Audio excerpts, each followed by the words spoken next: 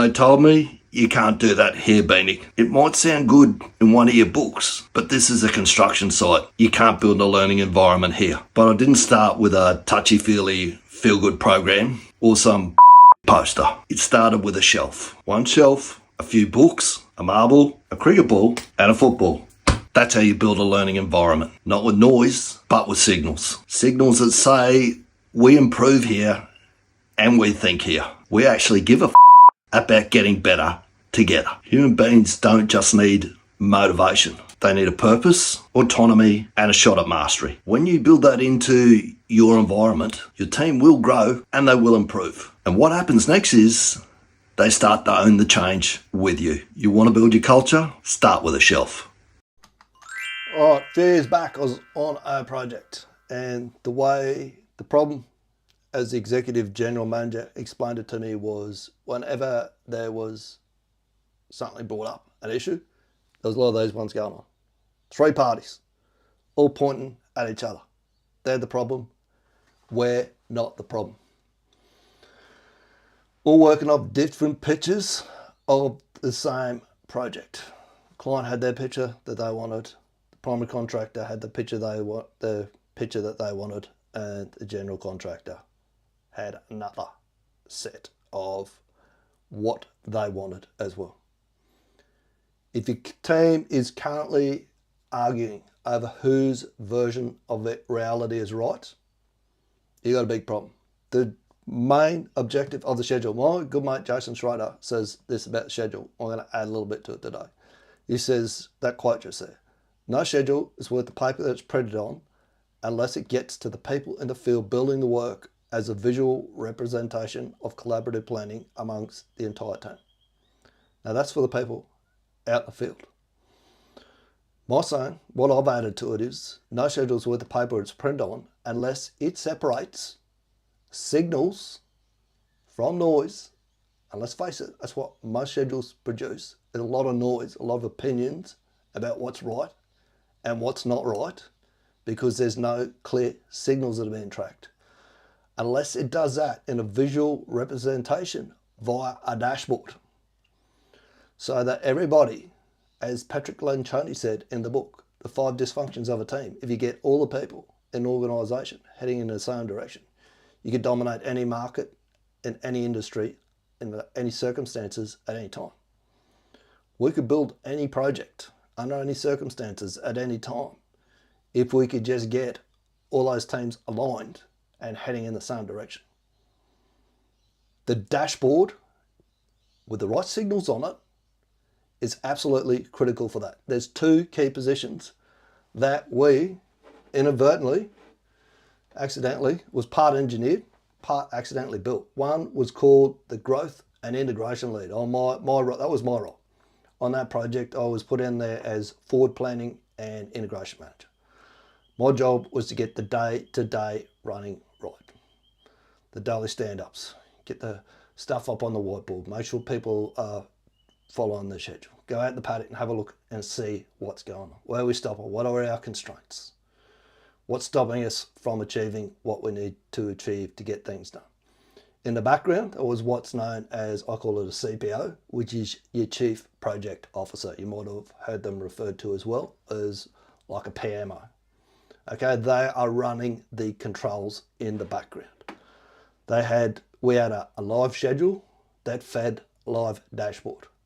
The data was up to date every morning. We knew exactly where we were. You may have heard me tell the story before about how I drove in on a Monday morning one time.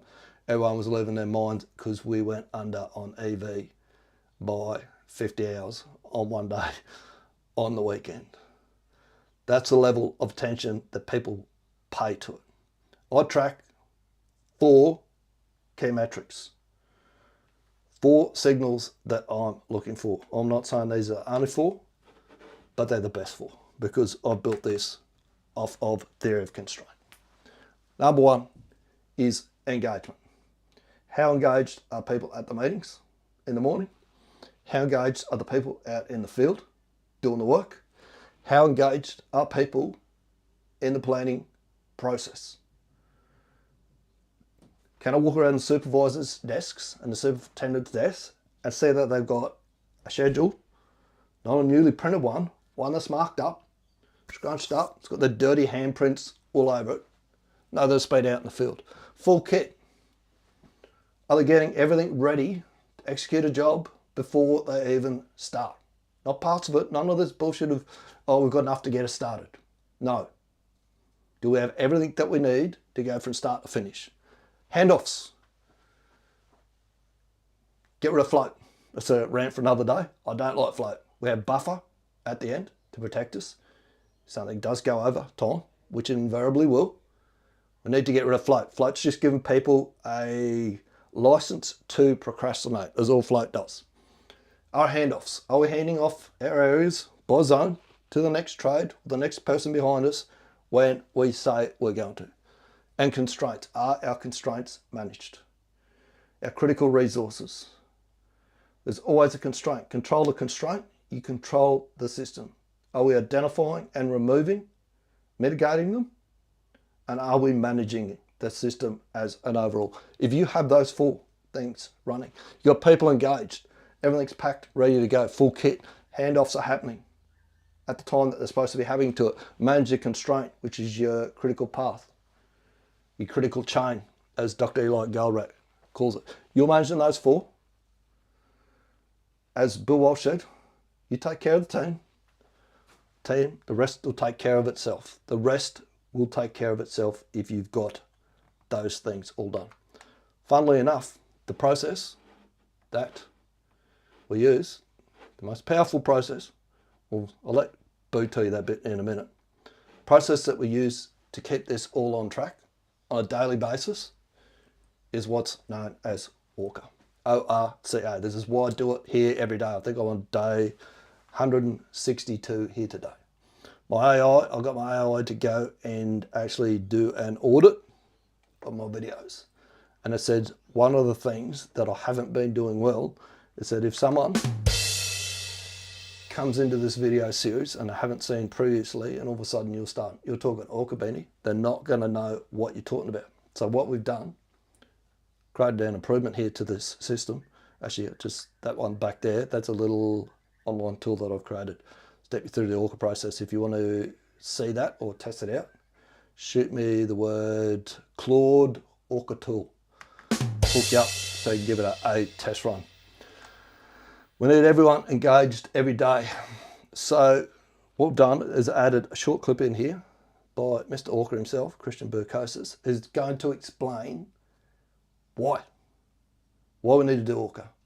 And if you think you don't have time to do ORCA, the reason that you don't have time to debrief, is because you don't debrief. This is 15 minutes that will put hours back in your day every single day. This is why we use the ORCA process. This is the most powerful tool on earth. As an organization, we helped 3 NFL teams win the Super Bowl by teaching them how to use this method by coaching.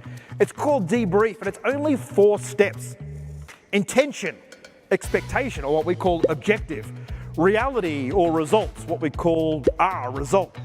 Curiosity, or what we call cause, the cause of this gap in performance. And action, what am I actually going to do about it? Objective, what's the objective for the mission? What results do we get? What caused those results? And what actions do we need to put in place? Let's not talk about it. Let's run one for you right here, right now, live. I've got Whisperflow hooked up to this. Watch this. This is insane. Ready to start, Claude. Better work now. It didn't. Ready to start, Claude. It's an app called Whisperflow. I can literally talk that quietly. I was probably a little bit far back away from it then. And it will pick up and it transcribes a lot better and you'll get a lot better result if you want to use it. I'll drop my link. So I think you might get a free trial out of it. I might get a free month, something like that, just for full disclosure. This is the ORCA process. This will step you through it. That tool that I showed you before, back here. This is the most powerful tool on earth. That one there, that will step you through the process as well. Still in the testing phase, but if you want to give it a right crack, I'm happy for you to have a go at it. Home.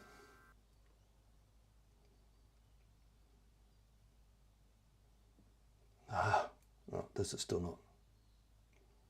This is not using whisper flow. I thought I had this sorted before. Home. Home.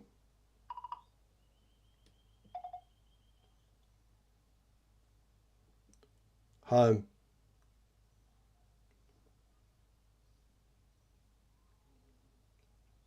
Got this done. I don't understand why it was playing up.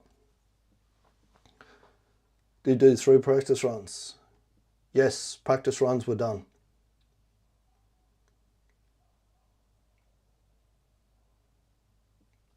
Yeah, that is definitely the way that's transcribing. Let's go. Welcome back. Another ORCA Live, May 4th, 1% of your day. That's all 14.4 minutes is, which is all it takes you to do, run this process. 1% of a 24-hour day. Step 1 is the objective. The objective today was to update the ORCA tool that I'm building. So I had to, it needs my prompt added to it, hook up whisper flow, which I've done, and fix the box width issue that we had.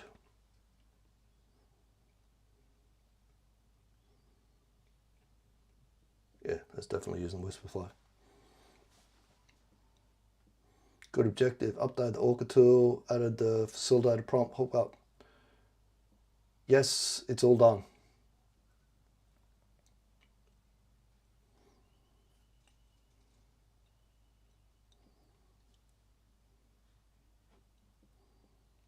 What was the result? Haven't tested the tool yet, but I'll give it a test run after this live's done. People don't need to see me testing. We did 1 test yesterday. They don't want to watch me doing that again.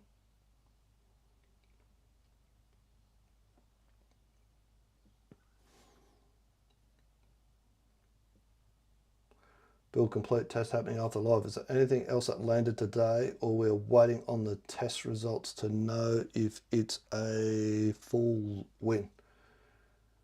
Also done some work on hooking up a dashboard, on how we're going to get dashboards hooked up. It's still working on the actual logistics of how it all runs, but we have a basic dashboard in Excel sheet at the moment. So I'll show you that right now. So what we've actually got, bring that back up. Dashboards are critical. This is why I'm spending so much time learning how to build them. Need to get the right one, that one there. So at the moment, as you can see there, this is my map of daily self-improvement, like the All Blacks speak to. So they're packed, my process goals that I've done so far this year. I only got 30% of that one, 70%, 7 from 10 I did. These are all done over a 10-day period. So I've got my tracking there, okay? At the moment, I'm learning Claude and Excel to learn how to do dashboards. 100 hours of ORCA. That is my outcome goal for this year, live streamed. So I'm at 45% of that complete, of the 100 hours. 100 hours, that's me reach a level of mastery that 5% of the world, only 5% of the world actually gets to. Okay, so you can see we are way in front of baseline at the moment. 100 hours was due to be finished Christmas Eve. I'm hoping to finish it somewhere around September. But we'll see how we go. We're way in front of baseline at the moment. That's just sitting in our Excel sheet at the moment. Our next steps, while we're learning to use Claude, is so that we can get it in a nice, neat little dashboard. Okay. Dashboards are crucial. Separate signals from the noise. Stop all the opinions. Stop everyone going around in circles. The schedule updates. When I walked under that job, man, the schedulers were just getting pulled from pillar to post. There was people running in and out every 5 minutes. Give me your latest update. Print me this, do that. And they were just, it was mayhem. We stopped it all, quiet all that noise, and we got the dashboards in place. The question, Lean says, the answer should be where the question is asked. So we put the answers on the dashboard. So anyone can go, click a link, go and look at the dashboard. It's live at any given time. No need to go and see one of the schedulers to get an update on where their particular question was at. We stopped all of that rubbish, all that non-value added communication that was going on.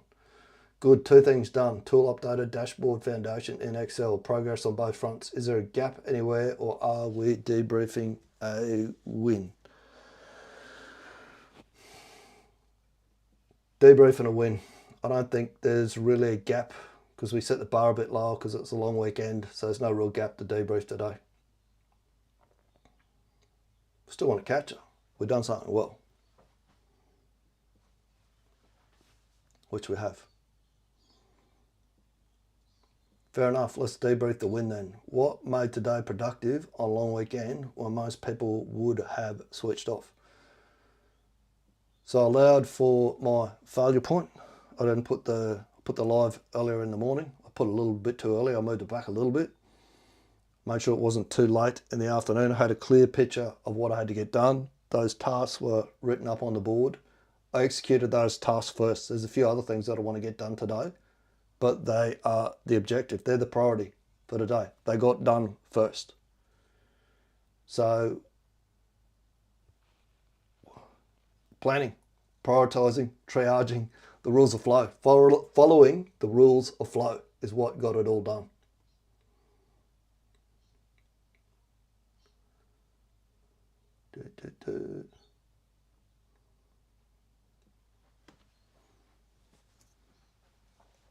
Have you run an ORCA with your team yet? Hot dog? Yes, you have. Not a hot dog? No, you haven't. If you haven't, why not? There's your root cause of the win. Cause, planned it, triaged it, protected the time, executed the priority task first. Rules of flow followed. Most important work done before anything else got a chance to crowd out. That sits in execution and prioritization done right. One thing worth calling out, you identified your own failure point in advance and adjusted the timing around it. That's flex working at a personal level. What's the objective for tomorrow? Objective for tomorrow. The objective for tomorrow is I've created a process now between Claude and Copilot for assessing critical path schedule, overlapping it with critical flow and resource constraints, which P6 doesn't do. What I want to do is get that process into a flowchart tomorrow so that I can use it, refine it, and it's creating standardization around how we schedule, how we plan and schedule.